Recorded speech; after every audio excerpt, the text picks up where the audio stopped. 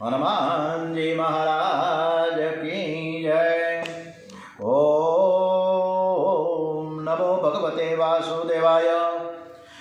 ओम श्री राम जय जय राम। ओम श्री कृष्ण कन्हैया लाल की जय, बालकृष्ण लाल की जय, द्वारिकाधीश की जय, श्री डूंगरे जी महाराज की जय। ओम श्री सोमनाथ महादेव की जय, श्री गायत्री मात की जय। ओम हरि ओम। वक्रतुंड महाकाय सूर्यकोटि समप्रभ निर्विघ्नं कुरु मे देव सर्वकार्येषु सर्वदा। ओम श्री गणपति महाराज की जय।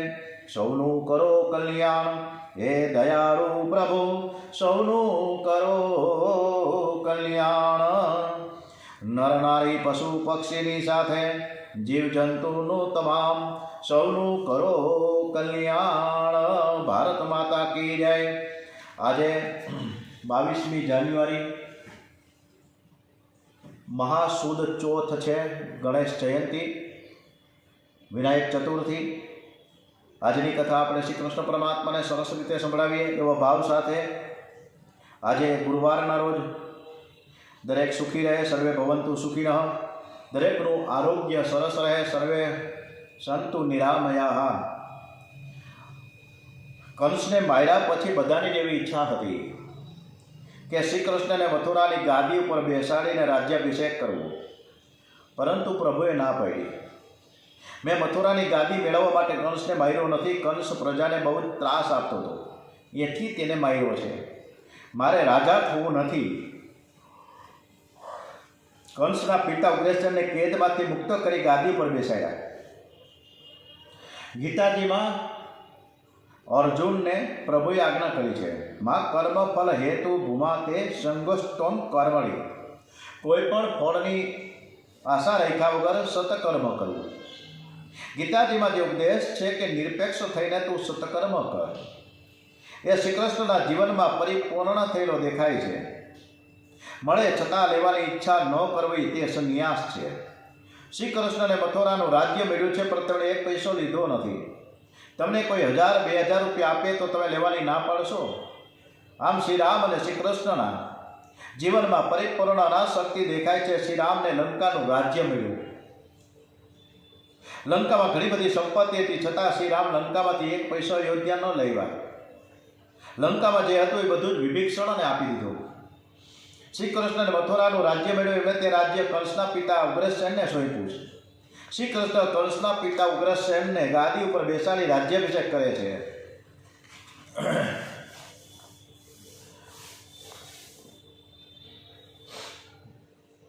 हवे नंद बाबा ने कृष्ण कन्हैया कहे छे कि मारा व्रजवासीओ ने कई तकलीफ न थाय ते माटे हूँ थोड़ा दिवस माटे मथुरा में रोकाई जाईश। जेम कंस ने मार्यो छे एम हूँ दुष्ट राजाओने मारीने मारा देश ने सुखी करीश। शू राज्य की स्थापना करीने पछी हूँ तमने वंदन करवा माटे आवीश। बाबा एनी प्रजा खूब दुखी है ते मारे तो ना छूटके अहीं रहेवुं पड़शे। पण बाबा मारी इच्छा एवी छे कि तमे जल्दी गोकुळ जाओ। नंद बाबा कहे तने लीधा विना हूँ एकलो गोकुळ जईश तो तारी मां बहु रड़शे। श्री कृष्ण कहे बाबा आटलुं काम पतावीने हूँ तरत पाछो गोकुळमां आवीश। तमे मारी माने साचवजो। मानुं हृदय केवुं होय छे ते हूँ जाणुं छुं। हूँ मारी माने कदी भूली सकीश नहीं। मारी माने कहेजो कि मथुरा आवीने फसायो छुं पण हूँ जरूर आवीश। मारी गायोने तमे साचवजो। नंद बाबा कहे कि बेटा मने बहु आग्रह करता तो आवड़तुं नथी। प्रेम में आग्रह होय दुराग्रह न होय। तने मथुरा में रहेवानी इच्छा थई छे। तारी इच्छा ए ज मारी इच्छा छे। तारुं सुख ए ज मारुं सुख छे। अमे तने कांई सुख भोगववा माटे प्रेम कर्यो नथी, परंतु सुखी जोवा माटे प्रेम कर्यो छे। पछी तो वसुदेवजीए श्री कृष्ण भगवान ने जनोई आपी छे। गर्गाचार्यजीए गायत्री मंत्र ने दीक्षा आपी छे। श्री कृष्ण बलराम ब्रह्मचारी थया छे। प्रभुए आदर्श बतावे छे कि हूँ परमात्मा छुं, छतां मारे पण संसारमां आव्या पछी सद्गुरुनी जरूर पड़े छे। आ मायामय संसारमां जे कोई आवे तेने माया मारे छे। मायामां बहु जोर छे। कोई काल कोळसानी खाड़मां उतरे ने अने कहे कि मने कोळसानो डाग नथी लाग्यो, शक्य ज नथी। कोळसानी खाड़मां उतरे तेने डाग तो लागवानो ज। એ જ રીતે સંસારમાં આવ્યા પછી તેને માયા મારે છે. એવો કયો જીવ છે કે જે સંસારમાં આવ્યા પછી તેને કામદેવ પાગલ ન કર્યો હોય? એવો કયો જીવ છે કે જે ક્રોધમાં 5 મિનિટ બળ્યો ન હોય? લોભે કોને આંધળો નથી કર્યા? હિતેક્ષણા વિતેક્ષણા અને ભાવેક્ષણાથી કોનું મન બગડ્યું નથી? સંસારમાં જે આવે છે તે માયામાં જ રહે છે. કામ ક્રોધ લોભ મોહ આ બધા માયાના વિષયો છે. એ બધાને મારે છે. કોઈ સંતના ચરણ પકડી રાખજો. સદગુરુ દેવની બહુ જરૂર છે. હવે વિદ્યાભ્યાસ માટે સાંદીપની ઋષિને ત્યાં કૃષ્ણ અને બલરામ સુદામ અને બધા જાય છે. કથા તરફ આગળ વધીએ. ઉજ્જૈનમાં શ્રીપ્રા નદીના કિનારે સાંદીપની ઋષિનો આશ્રમ છે. આ આશ્રમ અમે જોયો છે. ખૂબ જ સરસ મજાનો વનરાઈથી છવાયેલો છે. ત્યાં શ્રી કૃષ્ણ બલરામ વિદ્યાભ્યાસ અર્થે ગયા છે. શ્રી કૃષ્ણ ગુરુકુળમાં નિવાસ કરે છે.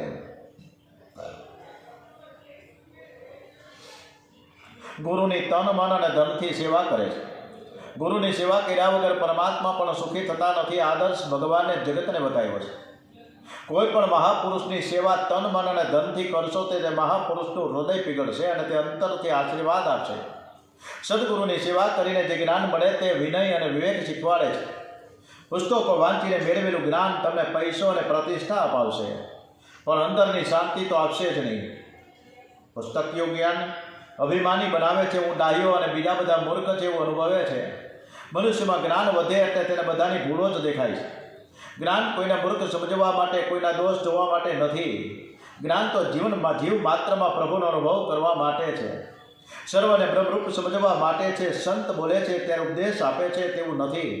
સંત મૌન રાખીને પણ ઉપદેશ આપે છે.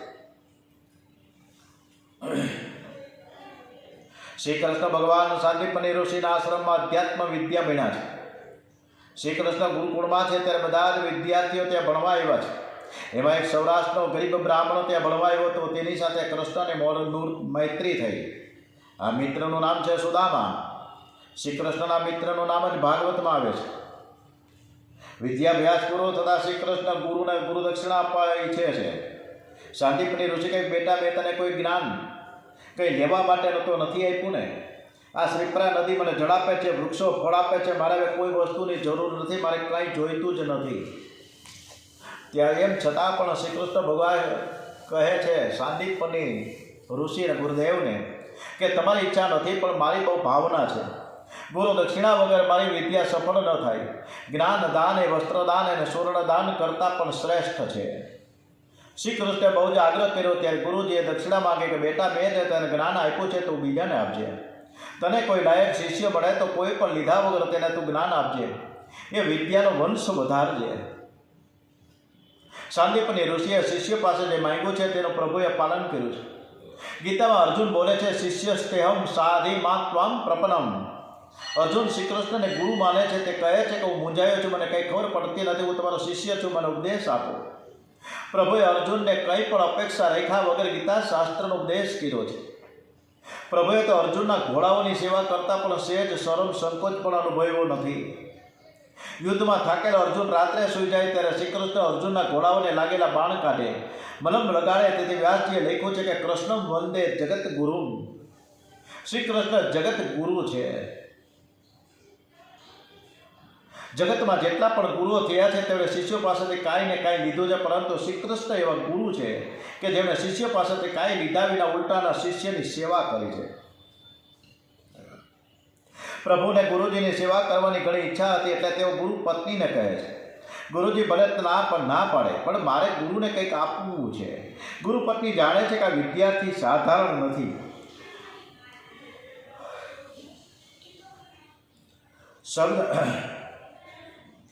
ગુરુ પત્ની કહે છે કે અમે પ્રભાસની યાત્રાએ ગયા હતા ત્યારે મારો એકનો એક દીકરો સમુદ્રમાં ડૂબીને મરણ પામ્યો છે. ગુરુ દક્ષિણામાં મને બાળકને લાવીને આપ્યું. પ્રભુ પ્રભાસમાં પધાર્યા. સમુદ્રમાં તે બાળક મળ્યો નહીં. ત્યાં પંચ રાક્ષસોનો વિનાશ કરીને તેને પંચજન્ય શંખ ધારણ કર્યો.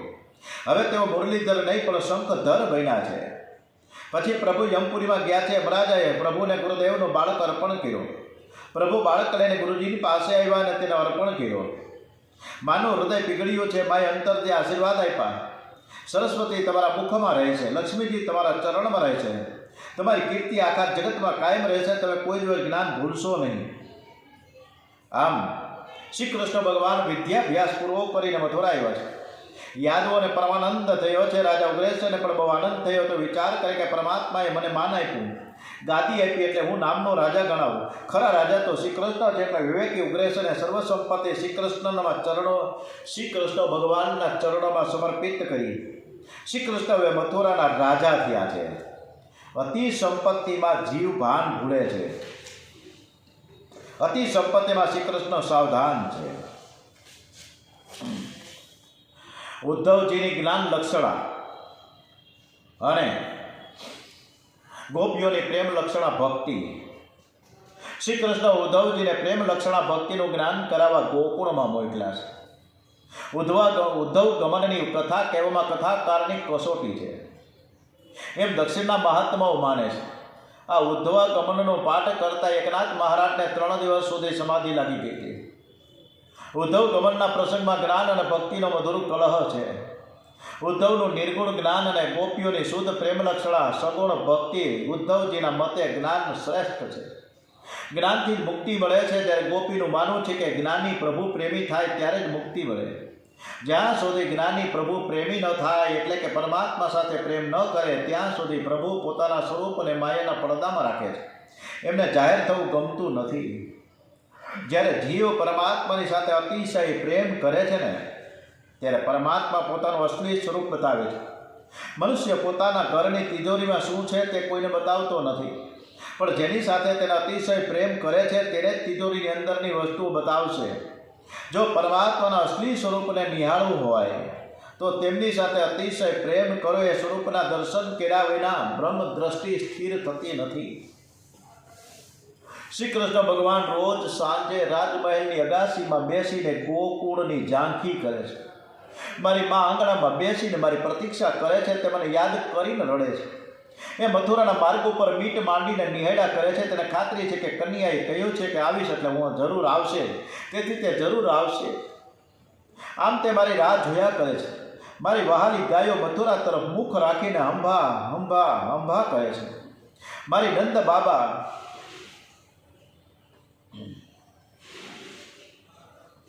મારા નંદ બાબા મને યાદ કરે છે. ગોપીઓ મારા ગોપ મિત્રો પણ મને ખૂબ યાદ કરે છે. આમ પ્રભુ બધાનું સ્મરણ કરે છે ત્યારે તેનું હૃદય ભરાઈ જાય છે. એક એકનું સ્મરણ કરતા આંખમાંથી આંસુ નીકળી ગયા છે. શ્રી કૃષ્ણ વ્રજવાસીઓના પ્રેમને ભૂલી શક્યા નથી. તેનું સ્મરણ કરતા આંખમાંથી આંસુ નીકળ્યા. પ્રેમીને વિરહમાં રડવાથી પણ સુખ થાય છે. પ્રભુ પૈસાના નહીં પણ પ્રેમના ભૂખ્યા છે. જ્યારે મથુરામાં ઐશ્વર્ય છે પણ ત્યાં પ્રેમ નથી. જ્યારે ગોકુળમાં છલોછલ પ્રેમ ભરેલો છે. જીવ ઈશ્વરનું સ્મરણ કરે તે સામાન્ય ભક્તિ, પણ જ્યારે ઈશ્વર જીવને યાદ કરે એ જ સાચી ભક્તિ છે, તે જ શ્રેષ્ઠ છે. ઉદ્ધવજી વિચાર કરે છે કે શ્રી કૃષ્ણ રોજ સાંજે અગાસીમાં બેસીને કેમ રડે છે. શ્રી કૃષ્ણ તો રોજ સુવર્ણ રાજમહેલમાં રહે છે. તેમની સેવામાં અનેક સેવકો હાજર છે. રોજ તેમના માટે 56 ભોગની સામગ્રી થાય છે. કેટલું ઐશ્વર્ય છે. અમે બુદ્ધિ પ્રમાણે તેમની સેવા કરીએ છીએ છતાં ઉદાસ કેમ રહે છે? એ એકાંતમાં બેસીને રડે છે કેમ? આનું કારણ શું? શું અમારી સેવાથી ઠાકોરજીને સુખ થતું નથી? એવું તો નથી કે અમે અમારા સુખનો વિચાર કરીએ છીએ અને ઠાકોરજીના સુખનો ઓછો વિચાર કરીએ છીએ. ઉદ્ધવ શ્રી કૃષ્ણને વંદન કરીને કહે છે કે નાથ, તમને એક વાત પૂછવાની મને ઈચ્છા થાય છે.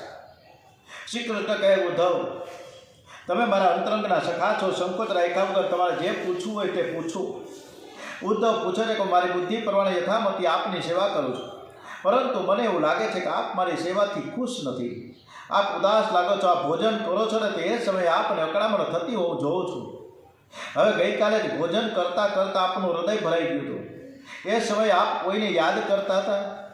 ગઈકાલે રાત્રે આપ સૂતા હતા. એ સમયે આપના ચરણની સેવા કરતો હતો. ત્યારે મને લાગ્યું કે આપ કોઈ સ્વજનને જોઈ રહ્યા છો અને સ્વપ્નમાં રાધે રાધે રાધે રાધે રાધે બોલ્યા કરો છો. આ રાધા કોણ છે? તમે રોજ કોની યાદ કરો છો? સાયંકાળે તમે રોજ અગાસીમાં બેસો છો ત્યારે તમે દુઃખી લાગો છો. શ્રી કૃષ્ણ કહે, ઉદ્ધવ, કેમ દુઃખી છું તે પૂછનાર મને મથુરામાં તું એકલો જ મળ્યો છે. તને હું શું કહું? હું ગોકુળમાં હતો ત્યારે મારી મા મને લાડ કરીને ખવડાવતી હતી. દેવકી વસુદેવ મારા માતા પિતા છે, પણ મારા સાચા માતા પિતા તો ગોકુળમાં છે. એ મને ખૂબ જ યાદ આવે છે. ઉદ્ધવ, મને મારી ગાયો, મારે ગ્વાલ બાલ મિત્રો પણ ખૂબ જ યાદ આવે છે. અમે ગાયો ચરાવવા જતા હતા ત્યારે મારા મિત્રો મારી પ્રતીક્ષા કરતા હતા. એઓ પોતાના ઘેરથી જે કંઈ લાવે તે પ્રથમ મને પ્રેમથી જમાડતા, પછી કુમળા પલવોની પથારી કરીને મને તેના ઉપર સુવડાવે, મને વીજળો નાખે, મારી ગાયોને સાચવે. હે ઉદ્ધવ, આ મારા ગોપાળ મિત્રનો ભૂલી શકતો નથી. હે ઉદ્ધવ, મારી સખીઓ મને ખૂબ યાદ આવે છે. મારી મા યશોદા મને યાદ આવે છે. મારી ગાયો મને બહુ યાદ આવે છે. હે ઉદ્ધવ, જ્યારે કાલી નાગને નાથો હું યમુનાના ધરામાં કૂદી પડ્યો ને ત્યારે મારી ગાયો રડતી હતી. હું જ્યારે બહાર નીકળ્યો ને ત્યારે ગાયોને આનંદ થઈ ગયો. વ્રજની આ ગાયો મને ખૂબ જ યાદ આવે છે. હે ઉદ્ધવ, વૃંદાવન એ પ્રેમ ભૂમિ છે. એ છોડીને હું આવ્યો તેથી મને આનંદ નથી. અહીંયા તમે બધાએ મને મથુરાનો રાજા બનાવ્યો છે. સર્વ મથુરાના લોકો મને વંદન કરે છે, મને માન આપે છે, મને મથુરા નાથ કહે છે. પરંતુ કોઈ મારી સાથે પ્રેમથી વાતો નથી કરતું, મને કોઈ પ્રેમથી બોલાવતું પણ નથી. લોકોએ મને મથુરાનો રાજા બનાવ્યો, પણ વ્રજ મારાથી ભૂલાતું નથી. વ્રજવાસીઓ જેવો પ્રેમ અહીં ક્યાંય નથી. હું વિચાર કરું છું કે અહીં રાજા બનીને મેં શું મેળવ્યું? મેં કશું નથી મેળવ્યું, ઉલટાનું ઘણું ખોયું છે. મારી માનો પ્રેમ અહીં ક્યાં છે? એ ઉદ્ધવ, કૃષ્ણને કોઈ પણ વસ્તુને અપેક્ષા નથી. એ તો પ્રેમનો ભૂખો છે. મને માનની ભૂખ નથી, મને તો પ્રેમની ભૂખ છે. મારો જીવ પ્રેમ માટે તરફડે છે. આ જીવ ઉપર પરમાત્મા પ્રેમનો વરસાદ વરસાવે છે, પણ આ જીવને પ્રભુ ઉપર પ્રેમ થતો નથી. આ જીવ લાયક નથી હોતો, છતાં પરમાત્મા તેને પૈસો અને પ્રતિષ્ઠા પદ આપે છે. જીવ દુષ્ટ છે, છતાં પ્રભુ દયાળુ છે. આપણા પાપના પ્રમાણમાં પ્રભુ આપણને બહુ જ ઓછી સજા કરે છે. મનુષ્ય આંખ અને મનથી વારંવાર પાપ કરે છે. તે બધા પાપની સજા કરવા પ્રભુ બેસે તો મનુષ્યને પીવા માટે પાણી ન મળે. છતાં દુઃખની વાત તો એ છે કે એવા પરમાત્મા ઉપર જીવ પ્રેમ નથી કરતો. એ કહે છે કે હું ઈશ્વરને માનતો નથી, હું ઈશ્વરને માનતો નથી. ઉદ્ધવ કહે છે કે મેં સાંભળ્યું છે કે આપ નાના હતા ત્યારે વ્રજમાં ગોપ બાળકોની સાથે બહુ રમતા હતા, પણ હવે તો તમે મથુરાના રાજા થયા છો. હવે ગામડાના ગોવાળોની સાથે રમવાનો વિચાર કરો તે તમને શોભે નહીં. ગોકુળના તે વ્રજવાસીઓને ભૂલી જશો તો જ તમને મથુરાની રાજ સંપત્તિમાં આનંદ મળશે, તો જ તમને મથુરાના ઐશ્વર્યનું સુખ મળશે. જ્ઞાન અભિમાનને કારણે ઉદ્ધવને ભાન નથી કે તે કોને ઉપદેશ આપી રહ્યો છે. શ્રી કૃષ્ણ કહે છે કે ઉદ્ધવ, તું મને વ્રજને ભૂલવાનો ઉપદેશ કરે છે, પણ તું શું ભૂલી શકે? તું શું જાણી શકે? વ્રજવાસીઓનો પ્રેમને શું તું જાણ? હું બધું ભૂલી શકું, પણ મારા વ્રજવાસીઓના પ્રેમને ભૂલી શકવાનો નથી. હું તેમને ભૂલવાનો પ્રયત્ન કરું તો પણ મને તેમાં સફળતા મળતી નથી. વ્રજવાસીઓ મને બહુ યાદ આવે છે, એટલે જ મને તેનું સ્મરણ થાય છે. પ્રેમ અન્ય છે. હવે તો છેલ્લો ઉપાય એ જ છે કે તું વ્રજમાં જઈને કહે કે વ્રજવાસીઓ મને ભૂલી જાય. તેઓ મને ભૂલી જશે એટલે ઉપર તેમને ભૂલી જઈશ. ઉદ્ધવ, આ કામ તારાથી જ બની શકે એમ છે. તું જ્ઞાની છો, તું બુદ્ધિમાન છો. તું વ્રજમાં જઈને વ્રજવાસીઓને ઉપદેશ આપ કે તેઓ મને ભૂલી જાય. તેઓ જ્યાં સુધી મને નહીં ભૂલે ત્યાં સુધી હું તેમને ભૂલી શકવાનો નથી. એમણે મારા માટે સંસારના સર્વ સુખોનો ત્યાગ કર્યો છે. એઓ મારા માટે જીવે છે. મેં તેઓને કહ્યું કે હું આવીશ, એટલે તેઓએ મારી પ્રતીક્ષામાં પોતાના પ્રાણ ટકાવી રાખ્યા છે. તું તેમને નિરાકાર નિર્ગુણ બ્રહ્મનો ઉપદેશ કર. જે જ્ઞાન ભક્તિ વગરનું હોય છે ત્યાં વધારે બોલવાની કુટેવ પડે છે. ઉદ્ધવ કાંઈ મને વ્રજમાં મોકલો છે, એના કરતાં તેમને પત્ર લખો ને, તો તેઓ પણ તમને પત્ર લખશે. પત્રથી બહુને મિલન જેવો આનંદ મળશે. શ્રી કૃષ્ણ કહે છે કે ઉદ્ધવ, મેં અનેક વાર પત્ર લખવાનો પ્રયત્ન કર્યો, પણ પત્રમાં હું શું લખું તે મને સૂઝતું નથી. મારી માને હું પત્રથી કેવી રીતે હું સમજાવું? મારી માને તો જ્યાં સુધી તેની ગોદમાં બેસું તો જ તેને શાંતિ મળે છે. મને તે આરોગાવે તો જ તેને કરાર મળે. આમાં પત્ર લખવાથી શો ફાયદો થાય? એ ઉદ્ધવ, કેટલી વાર યશોદામાને પત્ર લખવા વિચાર કરું છું, પણ જેવો પત્ર લખવાનું શરૂ કરું ને મને મારા યશોદામાનું નામ લખું ત્યાં તો મારું હૃદય ભરાઈ આવે છે. હું વિચાર કરું કે કાગળ લખીશ તો માને વધારે દુઃખ થશે. કહે છે કે કનિયો આવતો નથી ને પત્રથી સમજાવે છે. આ વિચારોમાં પત્રમાં યશોદા લેખા કરું છું. આગળ કાંઈ લખાતું નથી. પત્રમાં આગળ શું લખું એની કંઈ સમજણ પડતી નથી. મને તેવું લાગે છે કે સાચા પ્રેમનો સંદેશો પત્રથી નહીં પણ મનથી પહોંચાડવામાં આવે. ઉદ્ધવ, તમે જ્ઞાની છો, બુદ્ધિશાળી છો, એટલે તમે વૃંદાવન જઈને તમારા જ્ઞાનનો ઉપદેશ ગોપીઓને આપજો, કે જેથી તેઓ મને ભૂલે અને બ્રહ્મ ચિંતન કરે. તેઓને આશ્વાસન આપજો, તમારા જવાથી મારા માતા પિતાને પણ શાંતિ મળશે.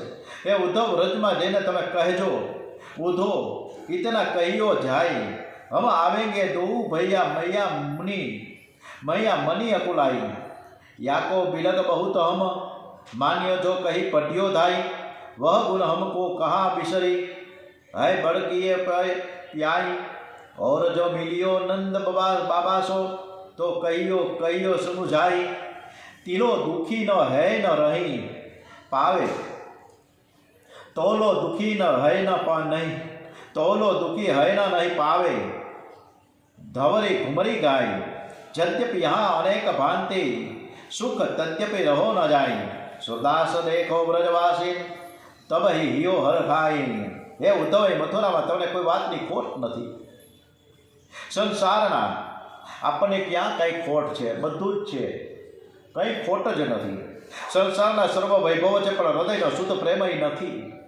અહીં વ્રજવાસીઓ જેવા પ્રેમ મળતા નથી, એટલે અહીં મારું હૈયું હરખાતું નથી. ઉદ્ધવને લાગ્યું કે હું જ્ઞાની છું, બુદ્ધિશાળી છું, એટલે પ્રભુ મને વ્રજમાં મોકલે છે. ઉદ્ધવને જ્ઞાન છે, પણ જ્ઞાન સાથે અભિમાન પણ છે. ઉદ્ધવ કહે, મહારાજ, હું ત્યાં જવા તૈયાર છું, પણ ગામડામાં રહેનારી અભણ લોકો મને અભણ અને અભણ ગોપીઓ મારા વેદાંતનું તત્વજ્ઞાન કેવી રીતે સમજશે? મારા તત્વજ્ઞાનનો ઉપદેશ સમજવો ઘણો કઠિન છે, એટલે હું ત્યાં જાઉં એનો કશો અર્થ નથી. આ ઉદ્ધવ નથી બોલતા, તો તેનું અભિમાન બોલે છે. ઉદ્ધવને અભિમાન હતું કે હું બૃહસ્પતિનો શિષ્ય છું, વેદાંતનો આચાર્ય છું. ઉદ્ધવના વચનો સાંભળીને શ્રી કૃષ્ણ સહન ન કરી શક્યા. તે ઉદ્ધવને કહે કે ઉદ્ધવ, મારી ગોપીઓના ભણ ન કહીશ. ગોપીઓ જ્ઞાનથી પર છે, તે વધારે ભણેલી નથી, પણ શુદ્ધ મનની છે, એટલે એને તું ક્યારે અભણ ન કહેતી. અને જ્યારે તું જઈશ એટલે ખબર પડશે કે કેવો પ્રેમ છે એનો. ગોપીઓ બધું જાણે છે કે પ્રેમ કેવી રીતે કરાય, અને એટલે જ તેઓ આ બધા જ વ્રજવાસીઓ, ગોકુળવાસીઓ મને પ્રાપ્ત કરી શક્યા છે. મારા ગોવાળિયાઓને મિત્રોને કહે છે કે તમને કૃષ્ણ યાદ કરે છે. મારી માને સમજાવે છે કે મારા વિરહમાં તે રડે નહીં, દુઃખી ન થાય.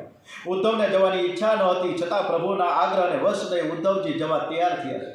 એ કહે કે ભલે હું ત્યાં જઈશ અને યશોદાને સમજાવીશ, નંદ બાબાને વ્રજવાસીઓને બોધ આપીશ. આ પ્રમાણે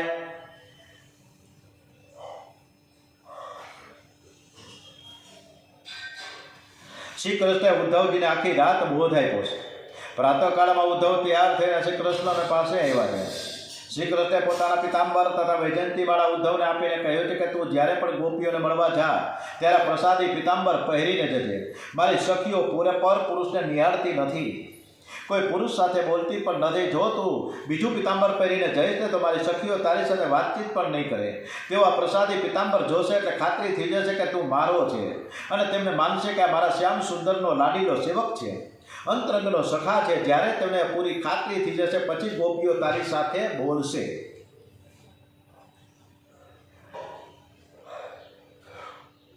માટે હે ઉદ્ધવ, તું ગોપીઓને મળવા જા ત્યારે આ પ્રસાદી પિતાંબર વૈજયંતીવાળા પહેરીને જજે. હે ઉદ્ધવ, તારું કલ્યાણ થાય તે માટે હું તને વ્રજમાં મોકલું છું, કારણ કે વ્રજ એ પ્રેમ ભૂમિ છે. એટલે જ આપણે વ્રજમાં પરસોત્તમ મહિનામાં પરસોત્તમ ભગવાનની કથા કરવા માટે વૃંદાવન માધવાના ધામ નક્કી કર્યું છે. એકદમ સરસ મજાનું માઇક્રો પ્લાનિંગ એરેન્જમેન્ટ છે. 2 વાર તો અત્યારે વૃંદાવન જઈને આવ્યો, એટલે હવેનો કાર્યક્રમ મે મહિનામાં ઉનાળાના વેકેશનમાં સરસ રીતે થઈ રહ્યો છે. શ્રી કૃષ્ણ ઉદ્ધવજીને રથમાં બેસાડે છે, રથ ચાલવા લાગે છે. ફરી પ્રભુ ઉદ્ધવજીને કહે છે કે ઉદ્ધવ, મારી માને આશ્વાસન આપજે, મારા નંદ બાબાને દિલાસો આપજે, કે મારા માતા પિતાને પ્રણામ પાઠવજે. મારી માને કહેજે કે હું તમારો કનિયો આવશે. આટલું બોલતા બોલતા તેની આંખમાંથી આંસુ પડી ગયા. ઉદ્ધવજીને આશ્ચર્ય થાય છે કે વ્રજમાં એવું તો શું છે કે જેનું વારંવાર સ્મરણ કરે શ્રી કૃષ્ણ રડે છે. જીવ જ્યારે જીવપણું છોડીને ઈશ્વર સાથે પ્રેમ કરીને તન્મયતા બને ત્યારે પરમાત્મા પોતાનું ઐશ્વર્ય ભૂલી જાય છે. ઈશ્વર પણ ભૂલી જાય છે. શ્રી કૃષ્ણ પણ આજે ભૂલી ગયા છે કે પોતે મથુરાના રાજા છે, અને પ્રેમમાં પાગલ બની રથની પાછળ પાછળ દોડે છે. ત્યારે ઉદ્ધવજી કહે કે પ્રભુ, હું રથમાં બેઠો છું, તમે રાજા થઈ આમ રથની પાછળ દોડો એ શોભે નહીં. તમે ચિંતા ન કરો, હું ત્યાં જઈને બધાને બરાબર સમજાવીશ. ત્યારે પ્રભુ અટક્યા છે તો વિચાર કરે છે કે મારા ઉદ્ધવ ભાગ્યશાળી છે, તે આજે પ્રેમ ભૂમિમાં જાય છે. શ્રી કૃષ્ણ રથને ટગર ટગર ટગર જોતા જોતા ઊભા છે. ઉદ્ધવજી રથમાં બેઠા બેઠા વિચાર કરે, એવું તો શું હશે વ્રજમાં, નહીં તો પ્રભુ આમ પાગલ ન બને.